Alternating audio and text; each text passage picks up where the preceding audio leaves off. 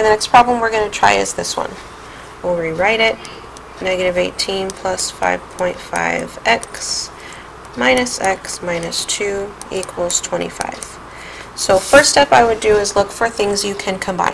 Like terms means that it has the same variable, so there's a negative x, here's a positive 5.5x, and here on the left side there isn't any other x's to combine. Okay, when you have an x all alone, whether it's a negative or a positive, the value here is 1. So this would be a negative 1. So when I'm looking at combining these, it's a 5.5 that's positive and a negative 1.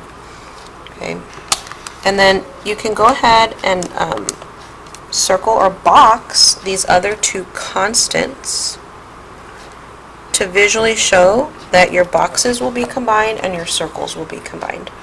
Okay, so I have a positive 5.5 and minus 1 leaves me with 4.5. Notice, while I was doing the math, I basically ignored the x's and just looked at the value and dealt with that. Okay, bring down that x. Then I have a negative 18 and a negative 2. They are the same, which means we are going to combine them, and that would make negative 20. Bring down your equal sign and the 25.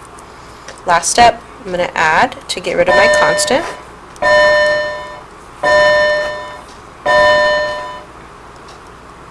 That added together makes 45.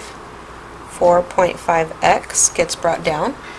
Now the last step is I'm going to divide by my coefficient, which is 4.5. And if you need to, you can do 45 divided by 4.5. Gives you an answer of 10.